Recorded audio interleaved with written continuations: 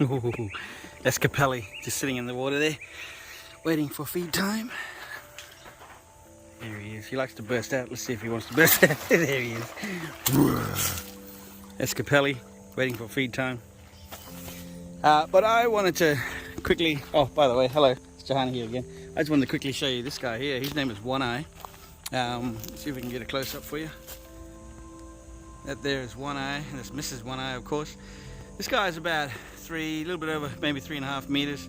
And so he's a big croc. You can see he's got one missing claw there on his front left arm, and he's also got one eye. And that's because when he was in the wild, I think, the sign here says, shot by Aborigines at one arm point and blinded when shotgun pellets penetrated an eye. His foot was taken off by an aggressive female. Oh, there you go. Don't mess with those female alligators. Oh, lizards running around. And yeah, anyway, so that's why he's in here, because he was found in that state, I guess, and maybe he was a problem crocodile, and that's why they had a shot at him. We don't just go around shooting crocodiles for no reason. And so he's in captivity, so for the sake of his survival, but also to protect other people. But this guy, you'll notice, when we do our tours behind the quad here, oh, there he goes again. We go inside a gate to then go inside what they call a feed bay. See that little section there? And that's where we do our feeding for the crocodiles. We don't run around inside the enclosures here just because we don't need to. So anyways, you notice One Eye's enclosure here doesn't have a feed bay, see? So if we go in the gate, it doesn't have a feed bay fence, you see that? And the reason why, I'll tell you why shortly, but this is the attachment of where the feed bay fence used to be. And it used to go straight across to that side, with top where those two poles meet over there.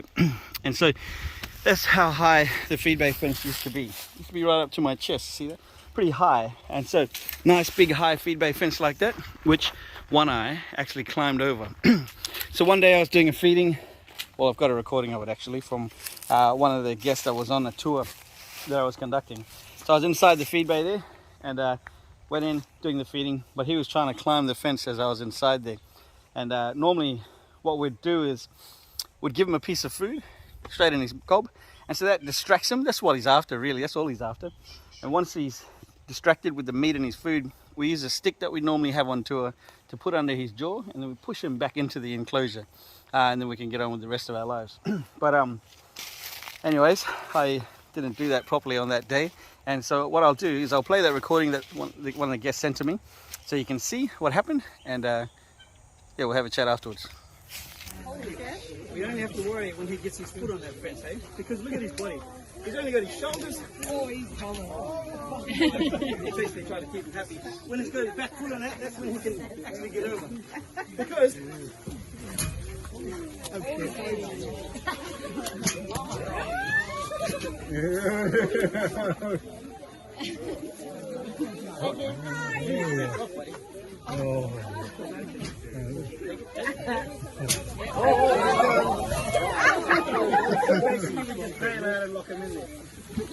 Because as easy as it came over just... So that's basically what happened on that day. There was a couple of recordings. I got another recording, I think. Maybe Emma took a recording from a different angle. That I'll play that so you can see that one. Back off, buddy. Take it. So basically we just bail out and lock him in there. Because as easy as he came over just then, he can climb back over to go back into his water, which is his home and where he wants to be. Okay. Everyone safe?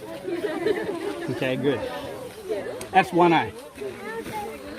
Now, because I'm not going to go in there, we may as well move on to another crocodile, hey? Let's go and see Muddy next door. Yeah, so that's basically what happened on that day. This Muddy trying to come at me. These crocodiles are familiar with my voice, and so if I'm walking around here, these guys will start to come at me for food. Hey, mate. Yeah, so this one here, his name is Nanga. He does the same thing. Watch Nanga. He's really hateful towards me, this guy. I just wanted to move away so he doesn't bang against the fence. Do care about these guys. Oh, there's old Rager. And so you can see Rager there. line up against the fence on the other side. But you can see he's laying next to a big pile. See that big pile of like leaves?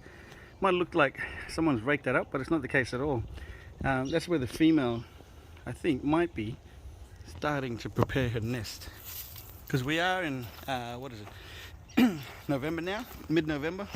And so these girls are preparing for the nesting season, I guess. And so it's the breeding time of the year. This guy here, his name is Bullet. He's just chilling out. Sometimes they like to rest in the smaller pond, which is normally for the females, but because sometimes it's more warmer in there, a little bit warmer or comfortable for them in some way. During the cooler time of the year, they like these smaller ponds. I'm assuming the female's in there too, but I'm not sure. I guess she's not. Anyway, so that's what's happened. That day I was feeding Willie. Oh, I mean One Eye. Look at this guy. He's got sticks all over his face. Hey mate, you trying to hide, are you? Nice and camouflage. Mood. Mood. Mood.